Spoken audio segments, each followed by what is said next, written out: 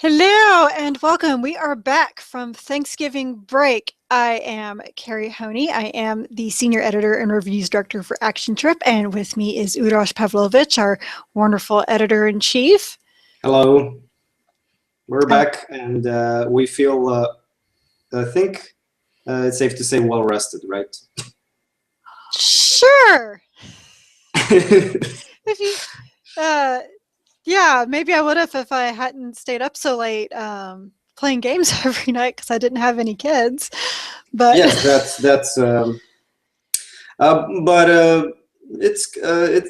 you were kind of thinking about well, it is kind of a rest, isn't it? I mean, it was kind of, except that Monday morning came way too early. yeah, I know what you mean. I feel the same way. I gotta force myself to go lie in bed at 10 just to get prepared for it. And of course, I'm wide awake. I just kind of laid there in bed. I had trouble explaining to people that I was having a rest and playing video games, and I was playing video games, and that was my rest from playing video games, and nobody cared. They were all like, No. I mean, I didn't play anything for work either. We'll get into it more later, but I played 2 games the entire time, and now that I'm back at work and I feel like I need to actually work on, I don't know, this little JRPG that I got like months ago and I haven't done anything with because I'm a horrible person, and so I decided to play that, and like it's a lot of fun, but same time, like, oh, but I missed the other game I was playing. Yes, I know. But it felt pretty good, to be honest. Just like not to sit down and play something you want and not think about it as work. Right, to not sit there and analyze and pick apart every little thing. Like, well, I like this, but is this really a good game mechanic, or or start timing the glitches and things like that. Yeah, for me, I was like playing Fallout 4 for a bit, and well, basically, what I wanted to do was just like not play anything and just go out into the open world that's real and interact with people and humans and stuff. So I tried to do that, but when I was playing Fallout for like maybe a few hours, at some point I actually wanted to make notes, and I was like, oh yeah, right, I'm not reviewing this. So it was kind of a it stays with you, if you know what I mean. Right. I'm kind of glad that you mentioned that you played a lot of Fallout, because what I played mostly over Thanksgiving was I played a lot of Assassin's Creed Syndicate, but I also played a lot of Dragon Age Inquisition, and while I was home alone, that's what I played, was Dragon Age Inquisition. I don't know how many hours straight, but my game clock already says 45. I call it a liar. I don't think I could have played it that much, but maybe I did. I was just gonna say that, like, that's not the right.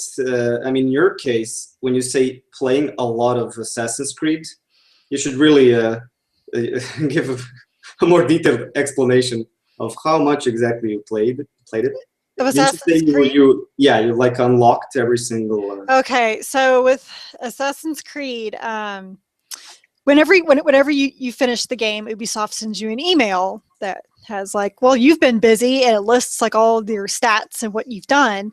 And of course, like, I got that the first time when I reviewed the game, but then I loaded an earlier save, blah blah blah. So I decided to go through. I wanted to clear out all the boroughs and get all the collectibles and everything. And so then I got my email. I totally forgot I was supposed to get one. And it said, of course it said, you have much more to do, but it listed all my stats. I'm like, I don't think so. I don't think I have anything else until the DLC comes out. But so getting all the collectibles. Wow. Like all of them? Not all of them. I did not get every single chest, because seriously. And I did not get every single helix glitch, but I got every single locked chest, every single pressed flower, all the letters from Queen Victoria. I did the entire World War I anomaly. Oops, spoiler. I did all the collectibles in that. What are the most numerous? The helix glitches. I think there's over. How many are those? there's 200 of those, I think. Like scattered throughout the world. Yeah, just scattered. And all they do is they just kind of give you a little bit extra experience. They unlock different things in the database. But like the pressed flowers actually unlocks the secret cutscene between Evie and Henry Green. And the beer bottles, just collecting those unlocks a certain belt. What else was out there? There's all the lock chests, which have some of the more exclusive items, as well as rare crafting materials. And then there's what's the other big one? Oh, the Secrets of London. And getting all the Secrets of London, you go to a certain vault, place all the secrets in, and then you unlock the legendary armor, which happens to be for Evie. Mm-hmm. So and I have to say, when you do the final boss and you are maxed out with both characters and you have them both wearing legendary armor, that final boss is a piece of cake. It did not take very long to get rid of him at all. But anyway, so my final... It's good to know. It's good to know. I mean, I'm sure there are a lot of people like you as well who just love to go out and randomly stab others in the street. Yeah, I mean, but there's a lot of... I mean, I got to level 10 with both of them just by cleaning out the burrows. And it's really a lot easier just to go, just wander around. We don't have, people always coming up to you and trying to kill you. So it was like 45 hours well spent. Yes, so that was what was my final time was 45 hours, and I was like, no, there's no way I spent that much time. I started thinking about it. It's like, yeah, I probably did. It's beginning to get serious now, I think. But I'm glad you left those Helix things because you're going to have something to do over the upcoming holidays. Well, actually, when you finish the game, Queen Victoria asks that you help her with missions. So when you finish the game... Is this a spoiler? Well, sort of, but not really. No. Shut up. I mean, it's not like she's like someone that you majorly save or anything like that. But like she taps you at the very end and she said she'd love to call on you in the future. And then they both say, that'd be great. And so when you finish the game, she actually gives you, there's Queen Victoria missions out there. And then there's going to be more DLC coming. They'll probably have more London stories and all that. I never did any of the Jack the Ripper stuff, which was also DLC. And I hadn't done, I think, the Darwin versus Dickens stuff, which is also part of the season pass. Okay, you just, I didn't mean to go in the other direction here. You can just go through the games you played since you like... Well, no, because my topic of the day was because you played Fallout. I went back to playing Dragon Age Inquisition. Like the big discussion was like, which do you prefer, Bethesda or BioWare RPGs? And I got this idea because when I was playing Assassin's Creed Syndicate and then Dragon Age Inquisition, a friend of mine, her husband, basically my entire PlayStation friends list, they've been playing Fallout 4, that and Xbox. Everyone's playing Fallout 4. Yeah, I know. It's kind of getting annoying. So one of my friends, her husband, saw us playing Syndicate, and he's like, why the fuck is Honey playing Assassin's Creed Syndicate? And she said, oh, because she still got blips on her map, yo. He's like, oh, okay, I get that. And he's like, well, why isn't she playing Fallout? She goes, well, she's going to play it eventually, but Bethesda RPGs aren't entirely her thing. Yeah, I was just going to say, I mean, you said you didn't enjoy Skyrim that much. No, I didn't. So, I mean, Fallout's different, but it's very similar mechanics. You are, I guess, the kind of, gamer who prefers the story to have a huge role, I think. Yes. So Fallout has an okay story so far. I know I didn't finish it. I just sort of spent a lot of time exploring because to me that's what Fallout and Skyrim are about. I just deliberately went across the map, randomly walking into things, and just going with the flow. I didn't stick to the story because it's kind of it's not that powerful, it's not that and it's fine to me. I don't expect it to be. I don't know, maybe other people see it differently. I guess, really. well, to me, the main story doesn't have to be the best thing if there are plenty of really good side quests to kind of bolster it. And my thing with Skyrim was that I just didn't find that. And I think Skyrim was one of those games that it just wanted you, like, yes, there was a main story that was kind of there. And yes, there are side quests. But I think the purpose of Skyrim is that it wanted people to make their own story. And that just didn't jive with me. And I tried to do some side quests that I was told, like, oh, these are really, really good. And I don't remember. I only played maybe about 15, 20 hours of the game. And I got involved with this one faction early on and then found out that we all turned into werewolves. And I'm like, wait, what?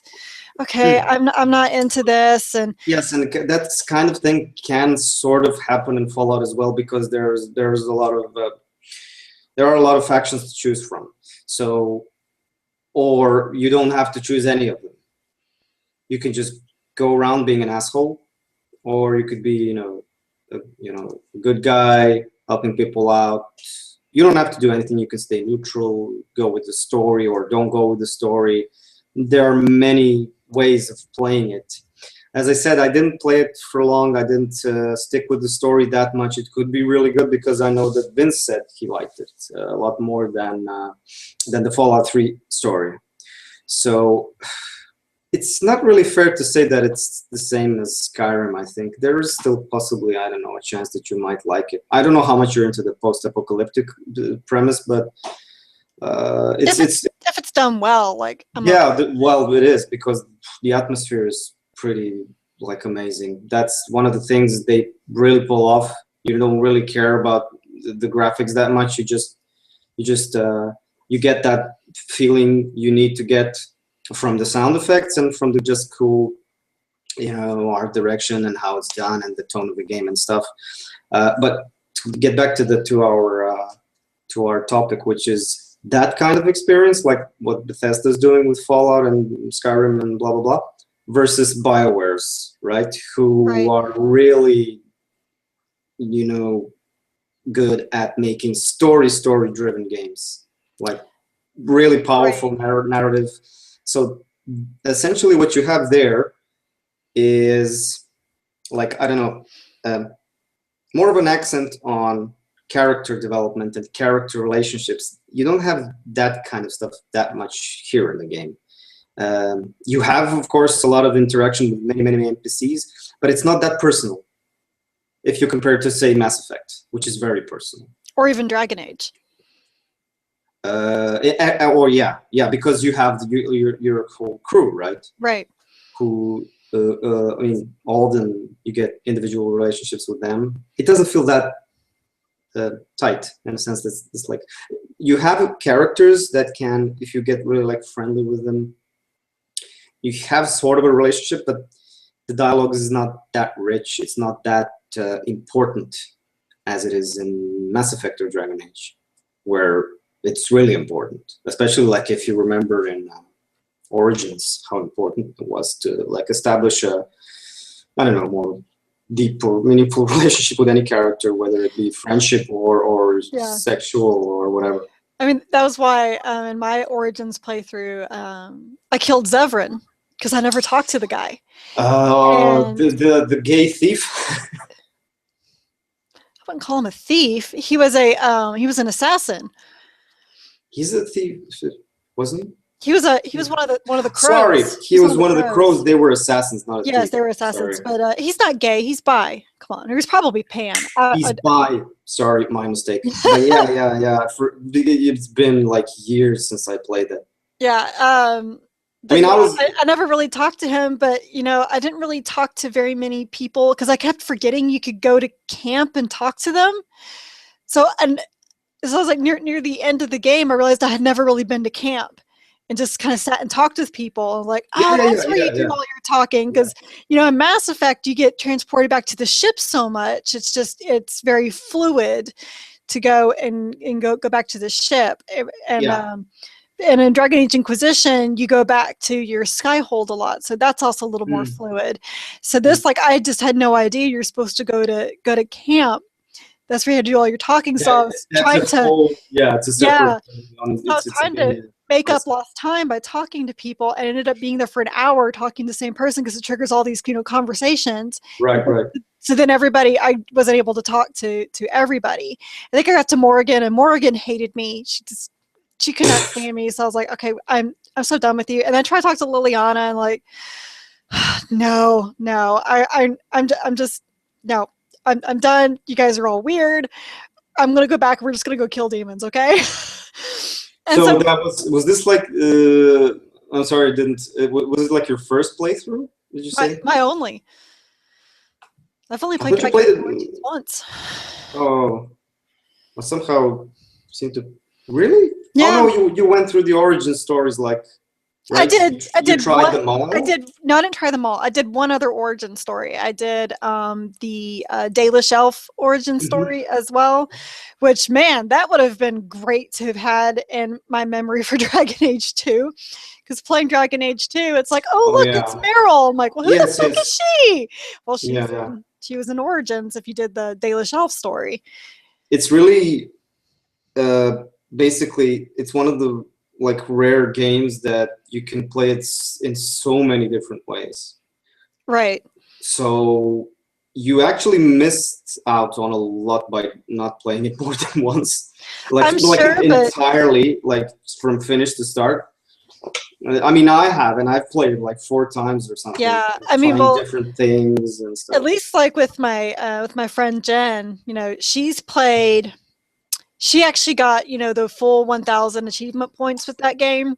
She has seen every single ending. She has done every single origin story. So it's really been cool kind of talking to her, because I'll mention some things with Inquisition. She'll be like, oh, well, when I brought this save in from Origins and this one in from Dragon Age 2, this is what I got in Inquisition. Like, oh, that's really kind of cool. Yeah, exactly. The different combinations that she got. I mean, it doesn't change a lot in Inquisition, but it sets like the world state up a little differently. Right.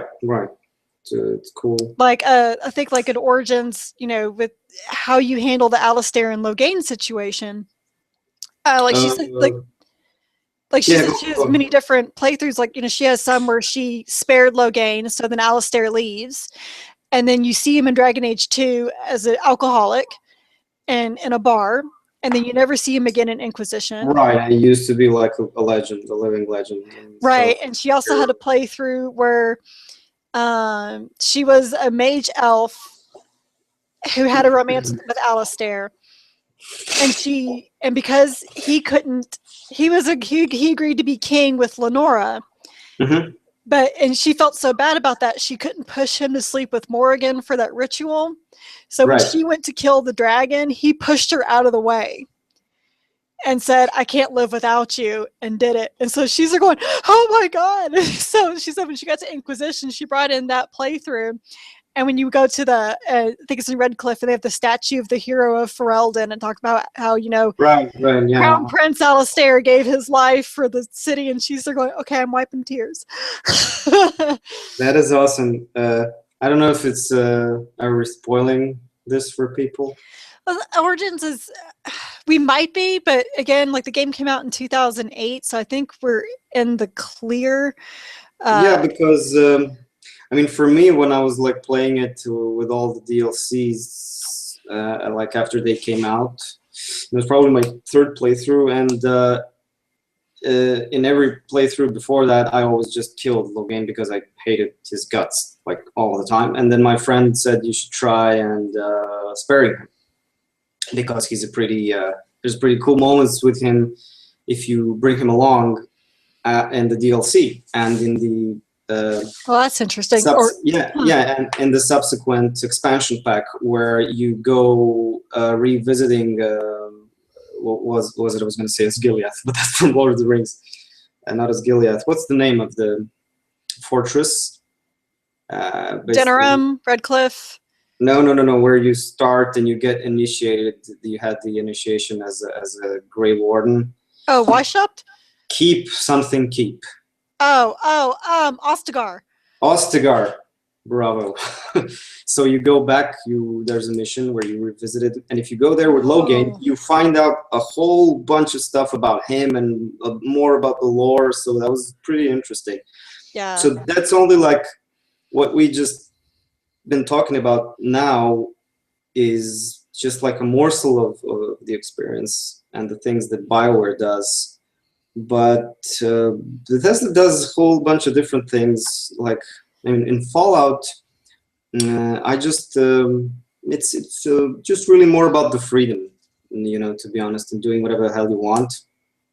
It is to make your own story, because like in the BioWare games, you kind of can make your own story, and that you can choose to be an asshole, you can choose to be a bad guy, you can choose to be totally neutral, but the story still goes along. And from what I understand, like in Skyrim, like you can make all these different choices. Like you can just spend hundreds of hours just going through different side quests, doing whatever the hell that you want. Or like my friend Ross, he said his friend played it and he didn't want to do any of the main quest stuff, and so he just leveled up in his thieving so much that he made naked towns. He would rob people blind. You mentioned this. And people would just walk on naked, and he would go to thieves to have them teach new stuff, so you have to pay for that, and then he'd immediately steal his money back. That's I mean, it's like super weird, but at the same time it's awesome what people do. I mean, that kind of their own playthroughs. That kind of stuff is really cool to hear about. That's just not, I guess, it's something you'd never do personally, or me, or, it's pretty awesome. So that kind of sense of freedom has its own appeal, I think. Maybe it's, I don't know. I guess it's a matter of taste, isn't it? Yeah, I mean, I suppose. I mean, because like I said, my friend Jen, she loves Skyrim. She loves Fallout. Like, she was telling me Skyrim. She's like, isn't it great? You just go around and go fishing and do that. I'm like, no. But at the same time, she'll play she'll play the hell out of Dragon Age. Like, she's already played 4 playthroughs of Inquisition, and so she likes both styles, and it's just, and I don't know if it's that with Skyrim, it wasn't what I was expecting. I guess like with a fantasy type setting, I was expecting more of of an epic tale. And with post-apocalyptic, it makes a lot more sense for it to be about exploration. And it's funny. I'm sorry. It's funny that you should say that, because I seem to recall saying that very thing, like in my review for Skyrim, is that I kind of didn't sense it to be that epic. It's kind of like I couldn't feel the epic, and I couldn't explain it any better than that. Right. And there was like a whole bunch of comments on that. What do you mean it's not epic? It's awesome. What the fuck do you mean, man? You are an asshole. It does. It didn't have that narrative pow like Dragon Age. Thing, again, because it's more personal, and your character is better, even though he's like he's voiceless, which I hate. Kind of. So it's still better written when you think about it, because the Skyrim plotline is just not that well written. Like, the main story, it just isn't. Right. So BioWare put a bigger effort into that, and you can tell that. So that's the difference. I mean, it's a fact, and it's not what Bethesda is necessarily going for. It's not that. It's generic. You feel like a generic guy in Skyrim, or a girl, or whatever. Right, but I guess you were kind of that way. I don't know. I hate going back to Dragon Age, but you're kind of like that random person in Dragon Age as well that just happens to be picked up by the Grey Wardens. Yes, but it's all weaved together in a more skillfully. It's just better written. I cannot put it any differently than that. But I guess what I'm expecting with a post-apocalyptic game, because you are just one survivor out of many. Mm-hmm. You are just trying to, basically what I interpret the game to be is like, I've survived. I now have to find my own way in the world. And I'm much more prepared for that kind of an open world experience than a fantasy setting where it's like, I can talk to dragons and stuff. Oh, wait, there's not really a story? Wait, what? Okay, so that's what's missing kind of in Fallout for me as well. It seems like it was a bit forced. So when I say that it's more personal in Dragon Age or Mass Effect, it is because it has a lot of branching dialogues. You put a lot of time into the dialogues. dialogues are what make characters grow and what like build the relationship. That doesn't happen a lot in Fallout or Skyrim. The dialogue is pretty simple. Right. It's so that's what's they don't want you to get deep into that, obviously. I mean, even if I've actually missed that part of the game where you can actually chat to one person and build a relationship, I didn't feel the need to do that in Fallout. I just felt the need to go out and explore because I liked the world. Right. Well, that's why when I got to that point in Skyrim, when I remember I was talking to this one guy, and like the marriage dialogue started coming up. I'm like, I barely know him. This is not like, you know, Mass Effect or Dragon Age. Exactly. It's like Mass Effect or Dragon Age where you talk to them for a long time. Like marriage in Mass Effect or something that big, you would have to like be Paragon, you know.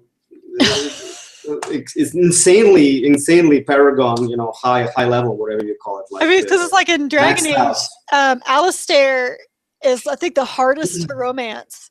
Because you have to I heard that. like have everything so perfect with him and answer everything the right way. Because and the reason why they give is because he's so sensitive, and I get it.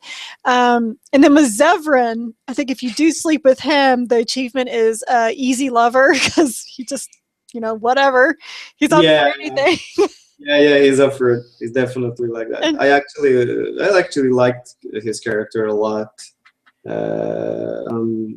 In every playthrough, I always had like a cool relationship with him. It's hilarious. He's a pretty cool character, as well as, what was the other guy's name? Was the Kunari who Sten. Well, that's an awesome character. And I never talked to him either.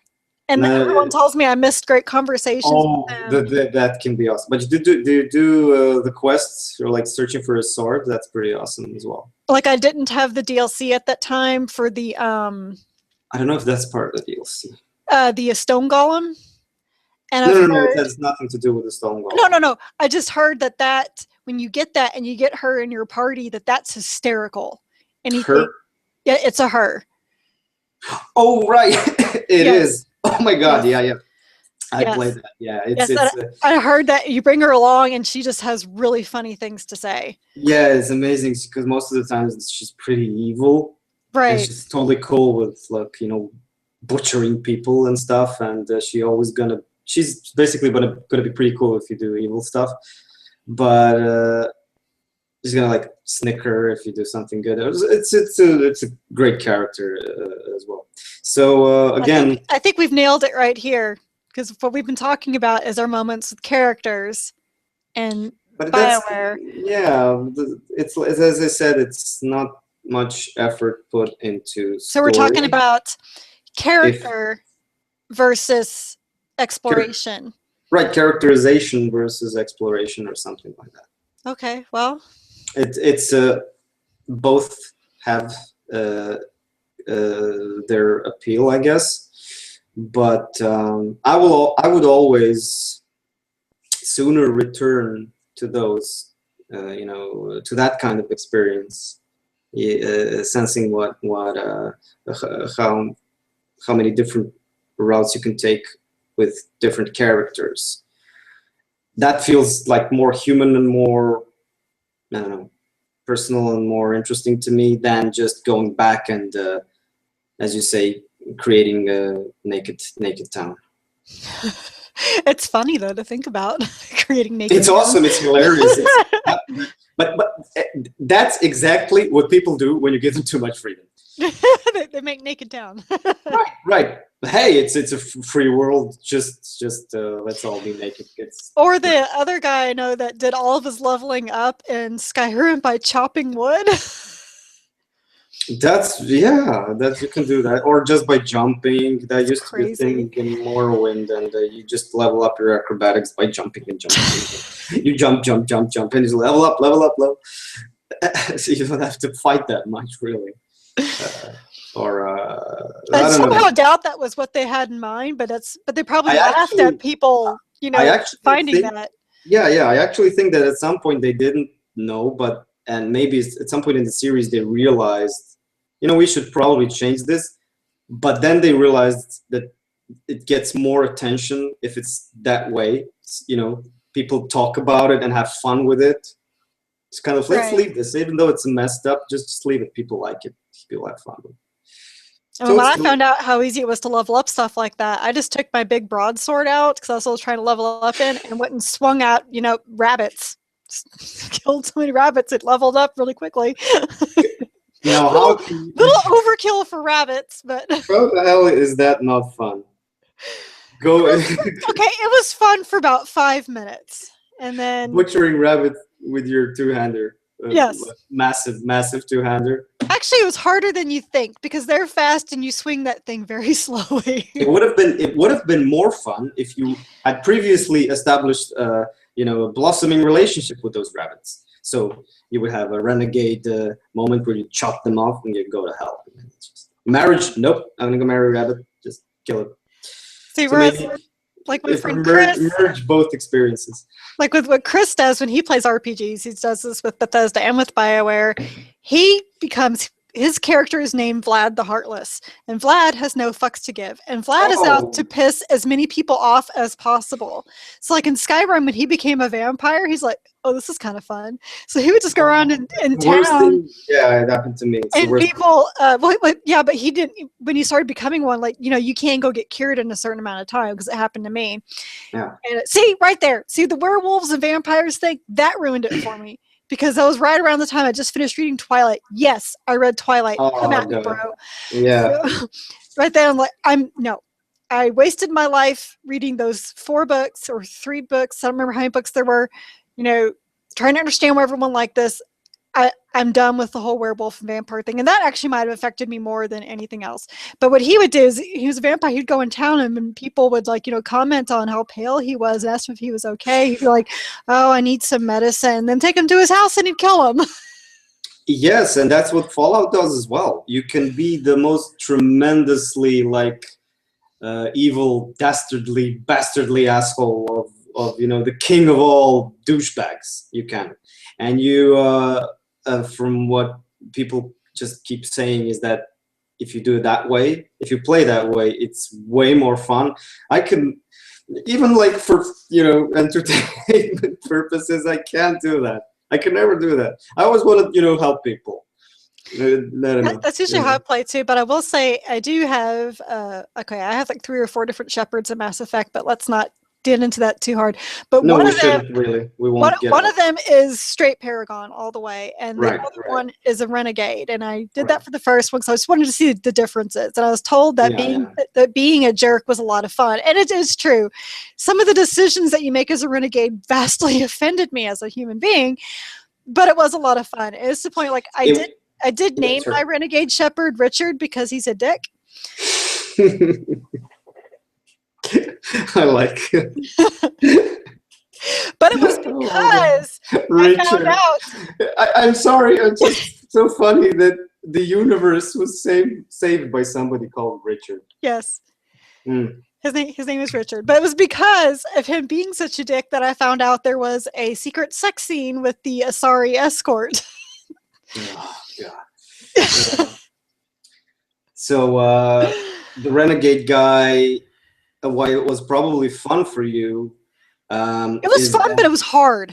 Yes, but it was probably fun because when you are Paragon, you then have to, like, sort of, how should I say it? In order to help people, you have to tolerate certain things, right? Right. Like tolerate certain stupidity. It was like, okay, I'll help you, but you're an idiot doing this or something. As a renegade, you can just go and say, well, fuck you, you're stupid.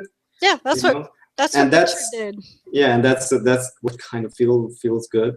So, I think the best thing that Richard ever did was in Mass Effect 2. Mass Effect 2, when he was doing the loyalty mission for that assassin.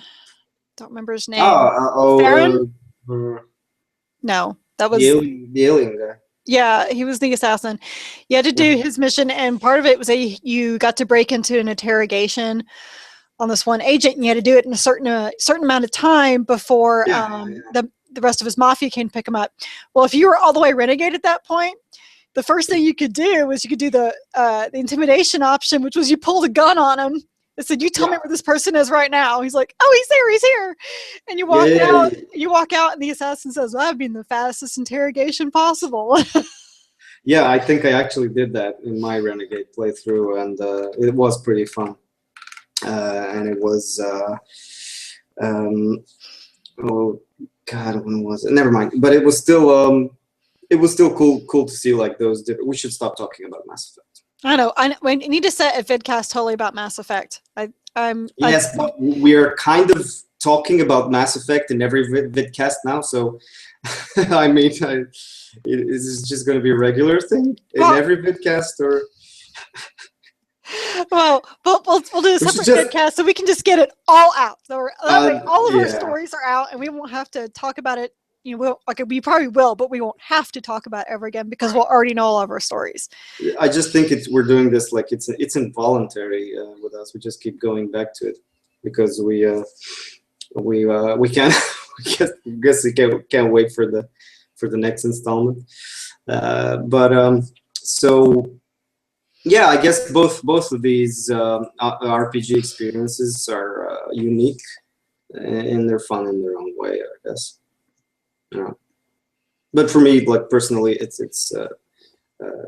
just kind of I'd sooner replay the BioWare experience more often than I would the Fallout or Skyrim kind.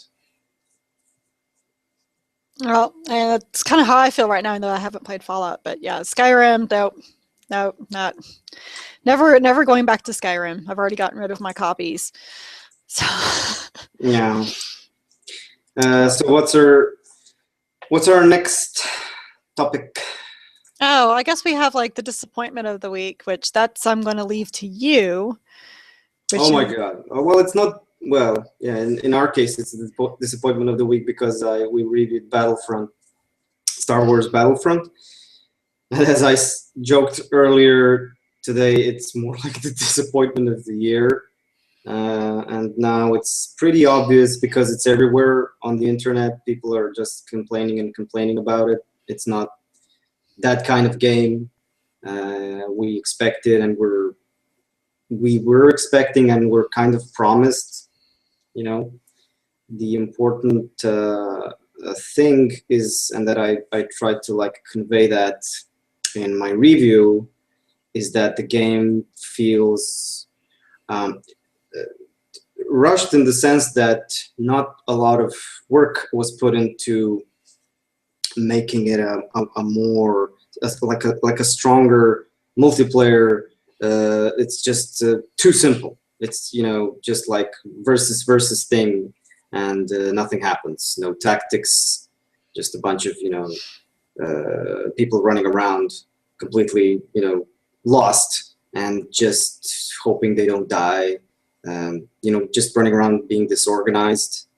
So if we could pair it with games like Destiny and Black Ops, those are like, tremendously better experiences, multiplayer experiences.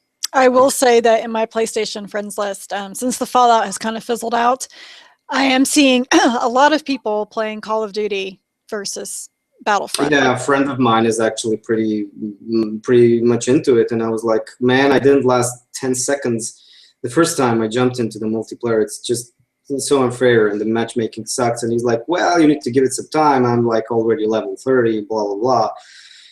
And I guess that's true. I mean, it's both like that and Destiny and Halo. They just have this history of well polished and well designed multiplayer mechanics that have been perfected over the years. And Battlefront just feels like a disappointment because DICE. You'd think that a team like DICE would have made something better because Battlefront was good at some point. It was pretty good.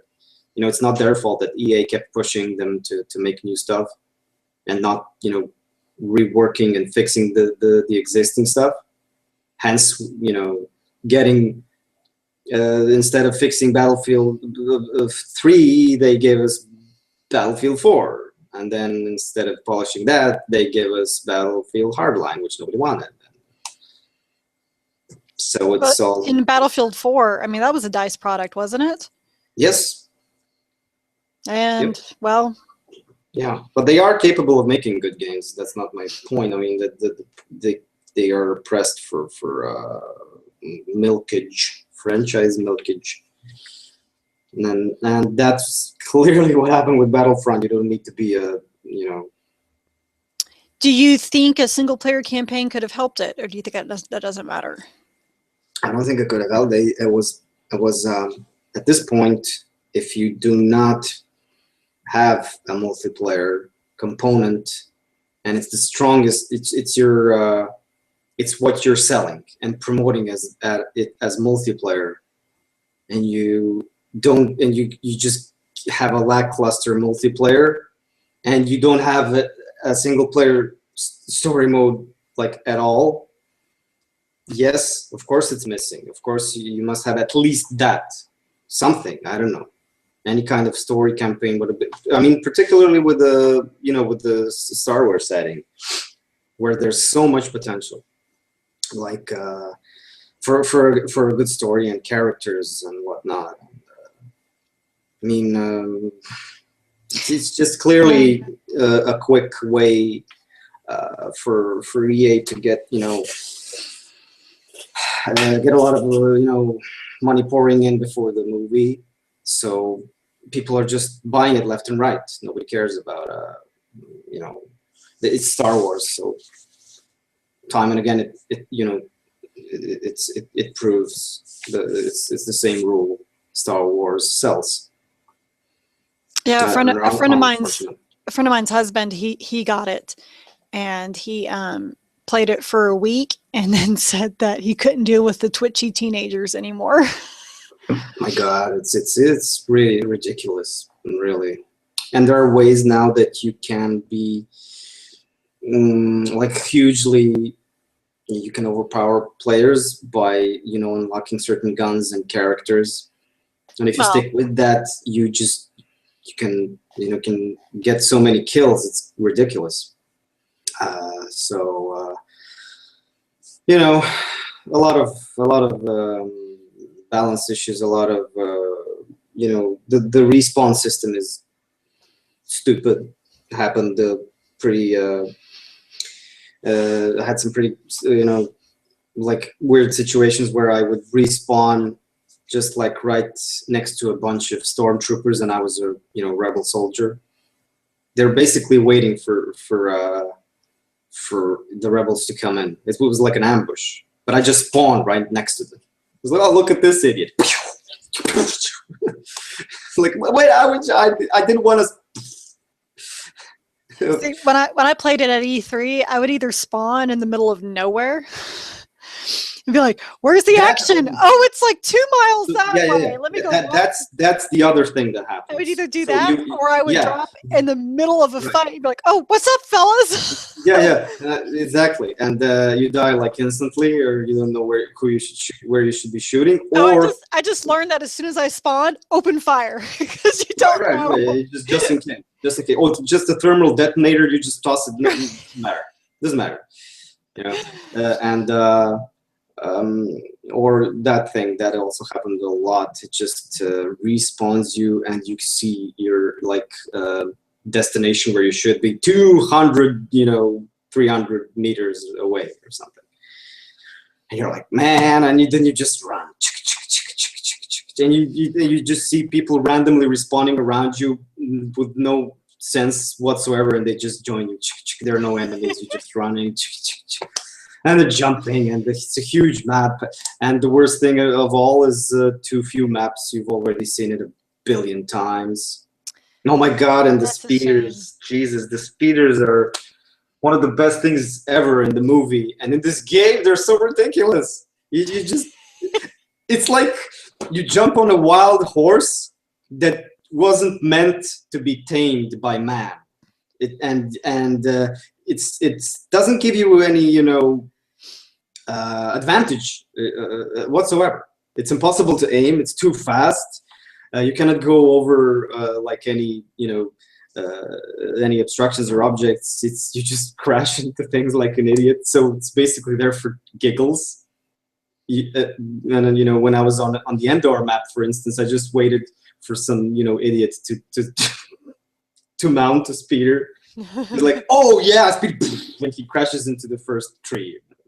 It's like, well, but I think that's kind of realistic, because there's one thing I thought with Return of the Jedi when I got older. I was like, how do you steer those things? yeah, They're so fast, and they have them in the middle of the trees, where there's like, a tree every 2 feet. I mean, it's well, it's easy if you're Luke Skywalker. Well, yes, because he had the Force. Right, if you're Force sensitive, aren't you? No, the Force is not one with me. Right. Well, yeah, I had the same problem. Basically, just a dumb, stupid, a stormtrooper who doesn't hit anything. Is not Force sensitive. He respawns. He's just like, he never knows, where he should be. And that's really what's missing. I mean, you cannot organize an attack, and it feels like I'm jumping into a huge Star Wars themed meat grinder. It really does. No depth to the gameplay whatsoever. What your friend said, like a week. Yeah. That's about it. A week into it. No, actually, probably even less. And because there are so few maps, I guess that with the new map, what's its name? Jakku. Jakku, yeah. It's going to be a bit more dynamic, I guess, different. But from what I've seen, it's another like supremacy thing where you just like two armies clashing. Although they are obviously trying to combine something with vehicles as well, because they missed out on that opportunity as well in Battlefront. The vehicles, which are the best thing about Star Wars, and they essentially feel crap. And the old Battlefront games, which I didn't like that much, I like better because they have fucking space battles. I mean, it's Star Wars. Come on, I mean, you can make something like you can have missions that people that players coordinate and execute and try to blow up something, a Star Destroyer, just like improvising here. And they didn't do not even that. So what is this? Is this EA, just giving us, you just pay for your season pass, give us $350 bajillion, dollars, and at some point you'll get what you want. Character customization is shit. You can unlock the best character skins, like when you're a level, rank 30 or something, and you need to have a lot of like credits to unlock it. I mean, it feels like we were basically cheated. It really does. So it's no wonder to me that there's this huge outrage right now going on against the game. Basically, people are trashing it right now. And this has been your weekly Vader-torial. Yeah, as I said, your Vader-torial. We need to patent that immediately. It's or trademark it. As I said, it's a disappointment of the year, not a disappointment of the week. We could do a whole episode on our disappointments of the year. Yeah, there were sadly a lot. Yeah, a lot of stuff that was hyped and built up and got us both excited about stuff. Because I mean, when I played it at E3, I was tweeting. I was like, "Oh my god, I just played the shooter of the year." I told you like the last time we talked about this Battlefront. The open beta was like, yeah, it's not perfect. I can see some flaws here and there. Yeah, yes. But it overly I was like excited and optimistic about it, like in general, because this could be really good, and bravo DICE, and man hesitated to say that EA may actually be doing something good here. Nope.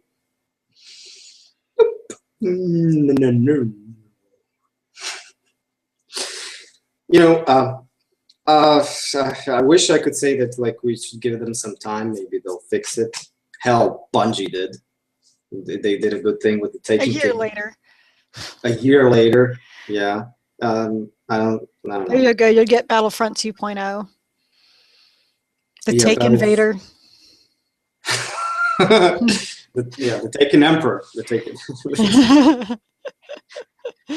they're taking his character is ridiculous in this game. Oh my god, that's one of the modes that's actually fun, really hilarious. The heroes, what's it called? Heroes versus heroes or something. I mean, Heroes versus villains. Villains. Yeah. It's pretty fun. That was pretty fun. But there are 6 hero characters to choose from. 6. And only 3 per side, right? So it's like if you're on the good side, it's Luke, Leia, and Han, and that's it. Can't be Lando. Nothing else. Do you know how many characters there were in the previous Battlefront games? It was an insane amount, included even prequels included. Sounds to me like this game's been whitewashed. We need to sound the SJW alarm. I mean, if you're gonna make it hilariously fun and stupid and ridiculous, then just put everything in it. If you want it to be that, just give us more content at least. Give us more maps. Even Ahsoka? Do you want to go that far? No, I just said somebody, one of the YouTubers said, just I wanna, shoot Jar Jar Binks in the face. Just give me that at least. So not even that. I'm gonna chop him up with a lightsaber. So yeah, disappointment to say the least. Yeah, so, it's not shit because it looks beautiful. It sounds beautiful. Right. But So you've been playing Battlefront, which was a disappointment, and then Fallout, which was last week. Yeah, that was last week. But what else you've been playing? Well, Fallout during the weekend, and we've talked about that enough, I guess. And I've started playing StarCraft, The Legacy of the Void, StarCraft 2, Legacy of the Void, which is, I think the last real-time strategy I played was exactly the previous expansion pack, the previous, installment. So I've been playing that for almost 3 days now, on and off, and it's amazing how Blizzard never disappoints. I started playing the campaign. I was like maybe an hour into the game, and I was like, oh come on, this is really Blizzard. You could have done it. Well done, Blizzard. So just like, okay, yeah. I was just feeling stupid. For not having a bit of faith. It's really a nice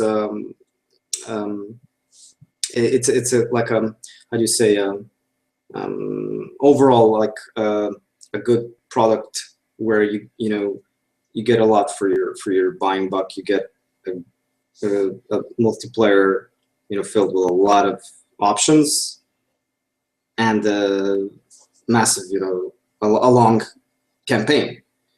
It was an interesting thing, the news that was sold, I don't know, 1 million or so copies the same day Fallout came out, and nobody even noticed it. It's were those copies all in Korea? I don't know. No, I have no idea.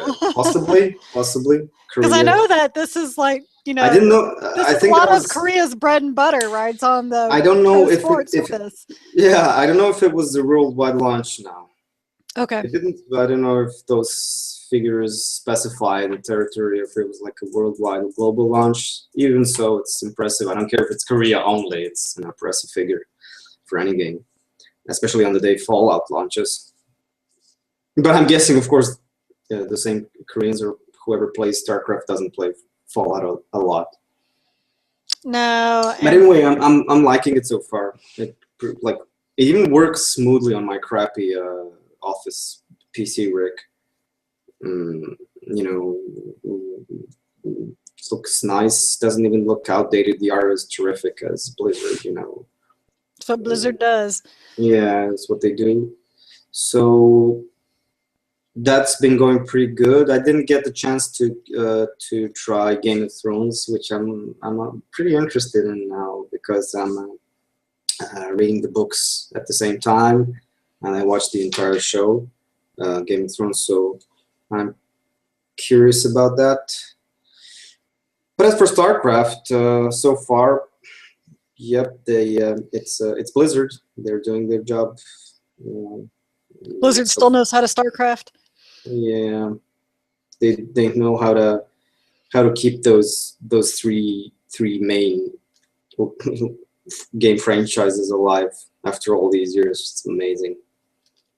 So I have a good feeling about it.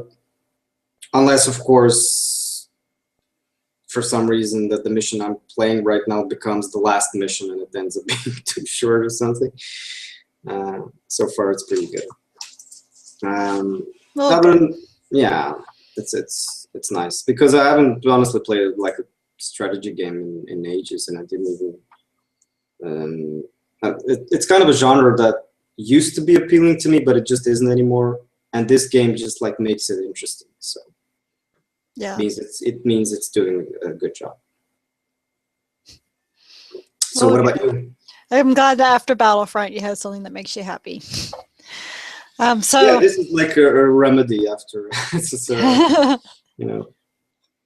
Well, I started, like I said earlier, I finally started playing a JRPG that I got for review. Gosh. Oh man. Here we go. October, maybe September, because I'm a horrible person. I think I got it like right as I think it was in October because I got it right as suddenly I got like a crap ton of other review copies that were advanced reviews, so those just came first. It's just the way it is. And so this Dragon Quest Heroes, the World Trees, Woe, and Blight Below, because it's Square Enix, we have to have these really long titles. Yeah,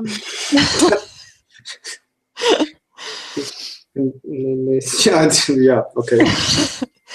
So, but I was expecting it to be, I haven't played a Dragon Quest game since Dragon Quest 6. I think I played a little bit of Dragon Quest 10. I don't really remember, but I was expecting it to be kind of like those Dragon Quest games where it's turn-based. Yes, the art is all designed. The character design's all by Akira Toriyama, who designs Dragon Ball Z, for those who don't know. Mm-hmm. Which it pretty much does look like, oh, look, Goku's wearing armor. Oh, okay. But, I was expecting like a lot of the same, enemy types, kind of like what Final Fantasy does. You just have these expectations of what happens. But I was also expecting turn-based combat because they do classic turn-based combat like Final Fantasy used to. Yeah. But it's not. It's actually action-based, which is kind of nice. And it's real time. And it's real time. Yeah, and it's almost like Dynasty Warriors, where you just have these hordes of enemies coming at you, and you have to use your arsenal all at once to kind of get through them. And it's also like Dynasty Warriors, and that little things will open up like, oh, we have to go over there, gotta go do that. Now we have to go over there and do that. But it's not as much of a real-time strategy that Dynasty Warriors tries to bring in. So I don't know. It's kind of an interesting cross between the typical Dragon Quest and a Dynasty Warriors or Hyrule Heroes or Hyrule Warriors. How much would you say you've invested so far? Oh, hardly anything. Like I've gotten to the first town type thing. So I mean, really hardly anything. I'm sorry. What? Nothing. I was expecting like, I don't know, hours and hours and days. Oh, I hardly touched the thing. I said last night. I didn't play it for hours last night. But you just kept talking so thoroughly about it. I imagine you would played it for several hours. So maybe it becomes more Dynasty Warriors like as it goes on. I don't think so though, because it's still pretty open world ish exploration like you'd expect in a Dragon Quest game. But because in Dynasty Warriors you're kind of set in a certain fortress. You only go in these certain areas to kind of go around. But I don't know. It's kind of fun. The art direction's interesting because it's 3D-ish art, but it almost looks like it's from the PlayStation 3 era, so it's kind of weird. Okay. Not as bad as like Final Fantasy Type 0, which pretty much took the faces right off of the PSP, so they were very flat and PS2 looking. Yeah. But I mean, this just kind of looks like your typical I don't know, kind of cartoonish 3D animation. So I kind of wish if they would have done maybe a little more cell shaded to kind of keep it with it. But I chose the English voices because I was curious how that would go, and they're British, so I got a British Goku. Oh man! Yeah. which is So hysterical. But is it crappy British or like? no, he's very seriously British. It's not crappy British at all. It's like, you know, It's not a bad British accent. no. Well, that's cool. No, it's It really probably well looks, done. yeah. But Okay. it's just, you know, some of the sayings that are very Japanese, and so it's kind of weird hearing that come out of it. Yeah. Like, no, maybe I should listen to the Japanese because it just kind of flows with the culture and the demeanor a little bit more. It's the same effect you have with any anime. I think you miss If you listen to the translation. Yeah. I was like that. I watched Death Note for the first time in English, and my friend's like, "What are you doing?" Yeah. And it's like, I can't do it. I need the English. I want to be able to listen to and not, read it. Well, he's like, watch it in Japanese, and then you'll understand what I mean. And I was like, yep. When I switched, it was this makes more sense. It feels right. Just. Yeah, I remember I listened to the PlayStation Beyond podcast for IGN years ago, back when Final Fantasy 13 just came out, and they had a guest on their podcast. It was a girl who worked at IGN at the time. I don't remember her name, but she went on about how Final Fantasy 13, the intro was just awful because it was just a bunch of and so one of the guys on there, Ryan, because he's lived in Japan for a while, he was trying to explain. He said, okay, the problem with that is because the Japanese they do a lot of anos, things like that. Yes, in their speech. It's part of their inflection of speech, and that doesn't translate well into English. So when they try to translate that into the dub, it comes off as, what the hell is that? Where you listen to it in Japanese, it flows because that's how they talk. Exactly. I mean, it was written, by Japanese people for Japanese characters. Well, that, and you're trying to dub in those uhs when it doesn't work in our own language, it just doesn't sound right. That's just right. It makes sense. It makes sense. A different pronunciation, different. Just different culture, different inflections, different way of speaking. Exactly, it's a different dynamic. Right there. That's a better way to put it. And I see a lot of that in this. Like I see, like, the very anime style animations and sayings, and it's a British accent. Like, ooh, that doesn't fit. Yeah. So at times you like cringe, but sometimes it can be like hilarious at least. So. Well, it's because you play as either a guy or a girl, and the funny thing is, because like, who do you want to play as? Like, oh, I'll play as a girl. So you name her, and it's like, but what do you want your best friend to be? And it's him. Like, oh, well, he's along anyway. It's just that I just don't. I think it's just about like who you control. So I'm really curious if the dialogue changes depending on who you choose. But right. In my playthrough, he's very serious and wants to strategize everything. So of course. The British accent works very well for him. Right.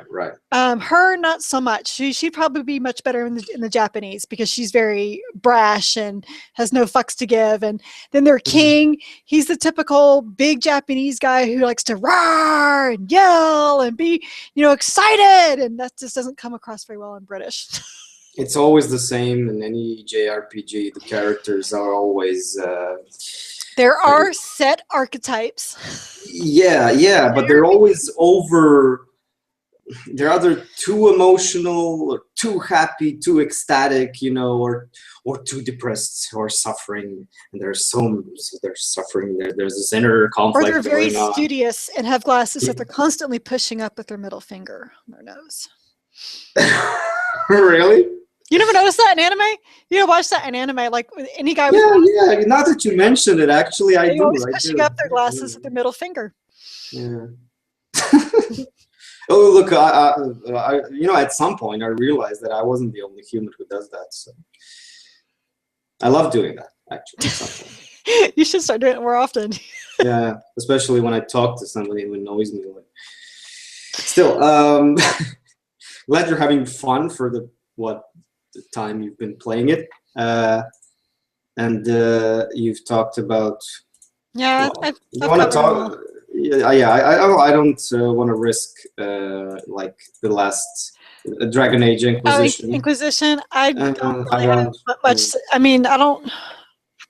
I mean, I haven't gotten to anything new from the first time that I played on the Xbox, so you know. Let's just leave it at that. Otherwise, we're going back into risky territory, and you know. I won't go any further, just because this one I know could easily spoil. And well, there's that, and there's us never stopping talking about BioWare. So please, let's try and wrap this up before my mouth falls off. So come on. All righty. Okay, so this has been yet another edition of the Action Trippin Ballscast. I don't think I even said that at the beginning. We just went right into that we were back. But this was the Action Trippin Ballscast number 12. A dozen. We have now done a dozen of these. I think that makes it officially official. We need to like break a bottle of champagne over a boat or something. First, we ask that you please subscribe to our YouTube channel so you can get these delivered to your inbox every single time they go up, as well as our any of our videos and any other the unboxings. Although I don't think I have any for the rest of this year now that I think about it. But you know, 2016 is coming, and there's a lot of stuff coming in our early 2016. So have more unboxing videos then. But you know, maybe we'll have some more gameplay videos of. Oh, I don't know. Vader having fun being Vader, and there'll definitely be more of those, especially like during the holidays. I've actually made a lot in Fallout. Oh, there you go. And in Battlefront and in Destiny, which I just didn't get a chance to post, but there will be definitely. Destiny. Anyway. Anyway, we will have a few more before the office closes for the Christmas holidays, vidcasts, that is. So please stay tuned, and we thank you so much for tuning in. We will catch you next week. Okay, bye.